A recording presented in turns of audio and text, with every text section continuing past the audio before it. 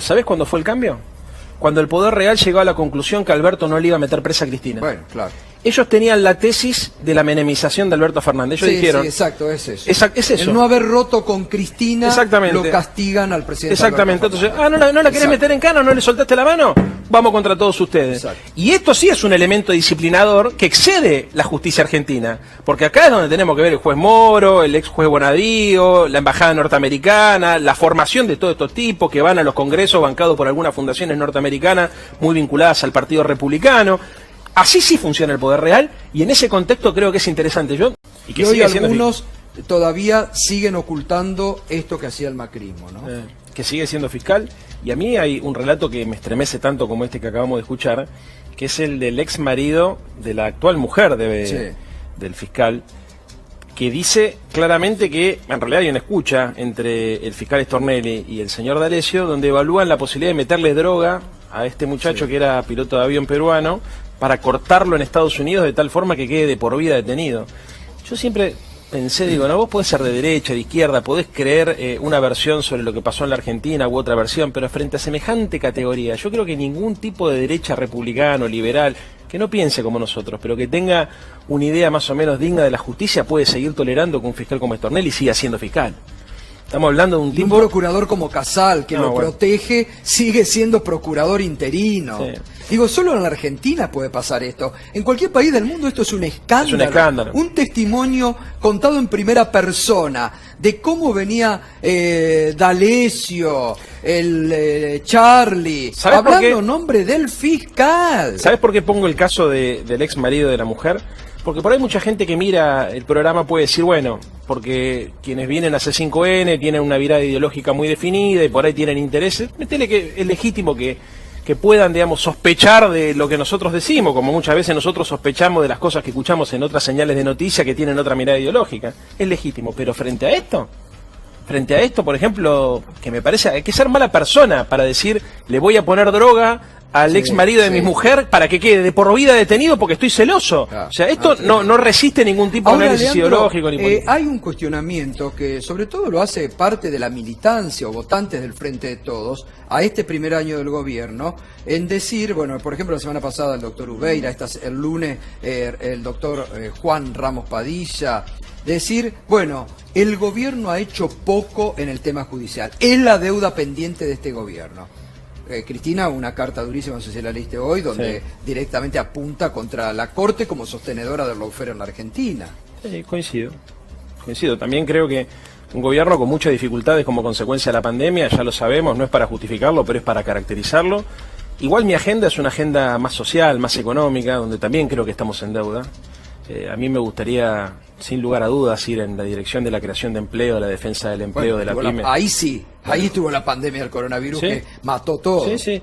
Pero ¿sabes por qué lo hago esta referencia? Porque es cierto que la política, la democracia merece una autodepuración de la justicia, que es el poder más opaco del poder de la República. Pero también es cierto que cuando la política construye su agenda exclusivamente con los temas judiciales, se aleja de los problemas de la gente. Entonces, tenés razón en lo que decís, Gato. A mí también me gustaría una justicia más transparente y fundamentalmente me gustaría que se borre cualquier estela de impunidad. Que se borre. Ahora, mi agenda es la agenda social, es la agenda económica, es la agenda productiva. Pero es la agenda de todo, obviamente. Vos fíjate cómo el mismo informe de la UCA destaca los programas de asistencia del gobierno de este año, porque si no hubiera sido todo peor, pobreza, indigencia. Pero ahora, me parece que una cosa no quita la otra. No quita la otra, pero es importante los roles. Porque yo hace mucho tiempo que vengo sosteniendo que cuando la política se habla excesivamente a sí misma, puede llegar a romper el contrato social. No solamente el contrato electoral, y no creo que es un problema de nuestro gobierno, creo que es un problema de la democracia en América Latina. Hay problemas que se empiezan a fermentar en sectores de la sociedad que la política no registra, que de repente cuando aparecen a los ojos de la grandes mayoría es demasiado tarde. Y pongo el caso de Chile.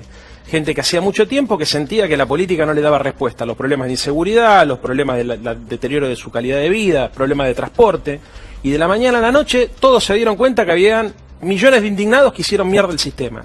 Entonces, es cierto lo que decís vos, yo no es para escaparle, coincido con lo que decís vos, a mí también me gustaría que haya más transparencia, más luz sobre ese poder. Ahora, mi agenda, y donde yo le pido más a mis compañeras y a mis compañeros, es en la agenda social, económica y productiva, básicamente porque la Argentina, si bien es cierto que viene de la pandemia del macrismo, como decías vos, y de la pandemia del COVID, también es cierto que nosotros necesitamos responder de manera urgente a las demandas concretas de la gente. El tema de la inseguridad está en la agenda, el tema de la pobreza está en la agenda, lamentablemente por las cifras que hemos visto ayer, vamos, ya las conocíamos, pero salieron al tapete, obvio.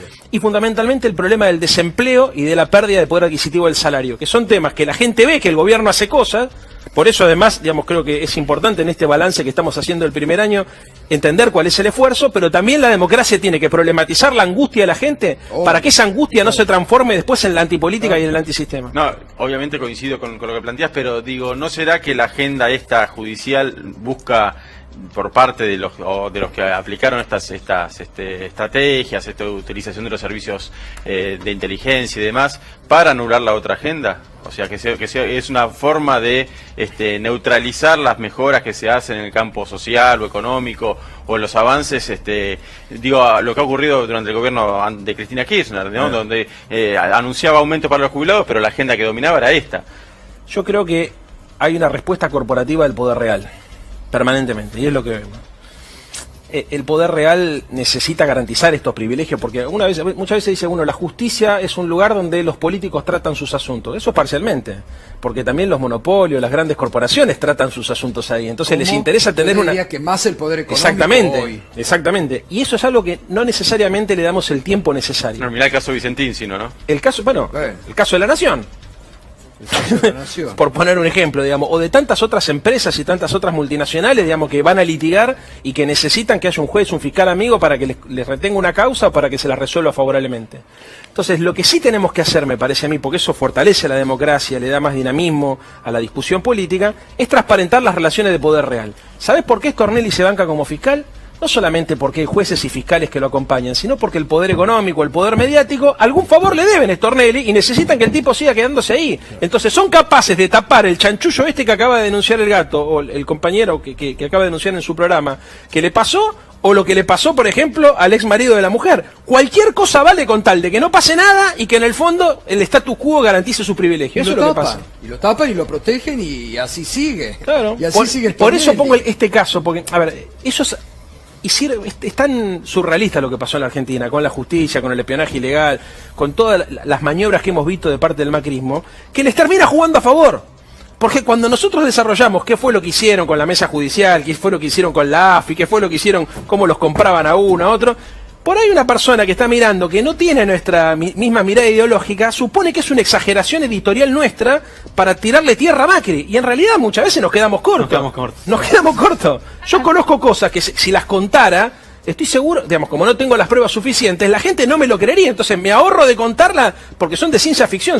La Argentina da para hacer 40 series de Netflix. Pasa esto. Ahora, perdón, ¿no?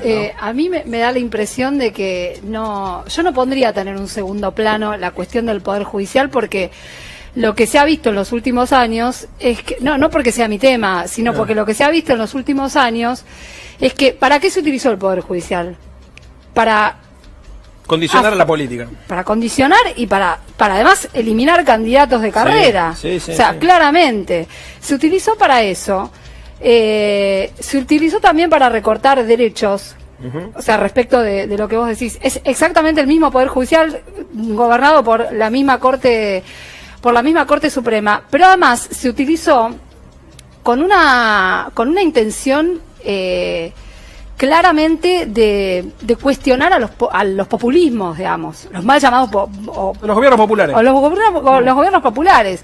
Entonces me parece que lo que hay que tener es una mirada un poco más abarcativa y no quedarnos. Bueno, o sea, ahí coincido. Pero ahí coincido, por explicar el es una rol del lectura Poder un poco Judicial. encostado lo que te estoy diciendo. No, está bien, Irina. Explicar el rol del Poder Judicial, entendiendo que lo que estamos haciendo es describiendo un dispositivo de poder, ahí estoy de acuerdo. Porque en realidad, atrás de todo esto, siempre está el interés económico. Estos muchachos no se mueven ni por la no es que le tienen bronca a Cristina, no es un problema de bronca personal. Quieren destruir lo que Cristina representa. y lo que representan los proyectos populares en América Pero Latina. ese fue el mandato que le dieron Exactamente. a Macri.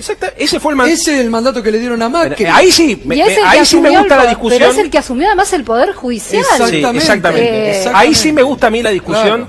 porque esa es la discusión del poder real. ¿Cómo opera el poder real? Yo desde que soy chico que escucho que los grandes medios de comunicación, Estiuso, los jueces federales, todos los sobres, que viste que uno lo pone. Las servilletas, desde que somos pibes, los que militamos en política hace muchos años, chicas y chicos, escuchamos que esto funciona así. Nos costó durante muchos años contarle a la sociedad por qué por ahí la democracia estaba tan condicionada en su capacidad de respuesta. Obvio, a ver, ¿cuánto peleamos para la ley de medios? Montón. Fue una de las leyes que más discusión tuvo. Vinieron estos tipos con 2 decretos simples, avalados por la justicia. Primero, con las cautelares no se pudo aplicar. Y después la tiraron para atrás con 2 decretos simples. ¿Qué estamos discutiendo? ¿Estamos discutiendo la justicia? No, estamos discutiendo el poder.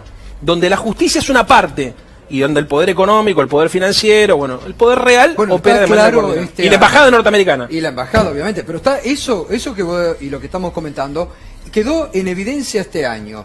Mientras parecía que Alberto Fernández era armónico con ellos, todo bien, era rubio, alto y de ojos celeste. Cuando empezó a plantear la redistribución, como dice, la puja redistributiva, como dice David, el impuesto a las grandes fortunas, chao, ahí sonó. Anterior, ¿sabés cuándo fue el cambio?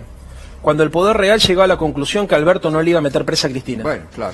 Ellos tenían la tesis de la menemización de Alberto Fernández. Ellos dijeron... Sí, exacto, es eso. Es eso. El no haber roto con Cristina, lo castigan al presidente. Exactamente. Entonces, no la querés meter en cana, no le soltaste la mano, vamos contra todos ustedes. Exacto. Y esto sí es un elemento disciplinador que excede la justicia argentina. Porque acá es donde tenemos que ver el juez Moro, el ex juez Bonadío, la embajada norteamericana, la formación de todos estos tipos que van a los congresos bancados por algunas fundaciones norteamericanas muy vinculadas al Partido Republicano.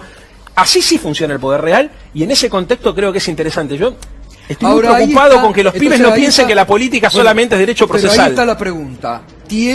Porque uno podría decir, este frente de todos, que es un frente fuerte, componiente con el peronismo y otros partidos políticos, ¿puede avanzar frente a esos poderes o va a estar condicionado en lo que resta de los 3 años de mandato? No, la democracia yo creo que va a estar condicionada por un tiempo largo, pero perdónenme que sea pesimista.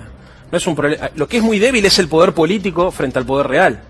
Y a mí me gustaría que todas las batallas se dieran... Disculpame, es triste cuando parte de ese poder político se vende, como la Unión Cívica Radical. Sí, claro. Bueno, ahí tenés. La Unión Cívica Radical que se entregó al poder fuerte económico y tiró por la borda un partido histórico. Sin duda. Vos lo viviste en carne propia. En carne propia. A ver, y también hay parte del sindicalismo que se ha vendido. También, o sea, porque todo lo que pasó, si no fuese por un sector de la CGT, bien entreguista, no hubiese pasado, ¿no es cierto? Porque después cuando te los ves en las fotos de algunas revistas importantes, en los cócteles de la embajada norteamericana, están todos, ¿eh? Claro. No, coincido. Ahora, el punto es cómo le damos más poder a la democracia. Mira, Gato, a mí una cosa que me obsesiona es el empoderamiento de la democracia a partir de la participación popular. Si vos para hablar de política tenés que estudiar derecho procesal, estamos sonados. Porque eso no despierta utopía, no despierta sueños, no moviliza a la gente. Y a mí me preocupa mucho que de lo único que hablemos sea de cautelares, de jueces de cámara, de procuradores, de jury de enjuiciamiento. O sea, son palabras dificilísimas. Yo, por ejemplo, que no tengo formación de abogado, me la paso estudiando para poder ser preciso a la hora de argumentar. Ahora, si eso a mí me demanda un esfuerzo, eso... Obviamente, que soy un político profesional a esta altura, porque laburo de legislador, pero además vivo la política, no vivo de la política, vivo para la política, no me quiero imaginar lo que le pasa a un ciudadano común. Obvio. Hablamos en chino. Total. Hablamos en chino. Gracias, Leandro. Gracias por ayudarnos a reflexionar, que es muy importante para estos tiempos que corren.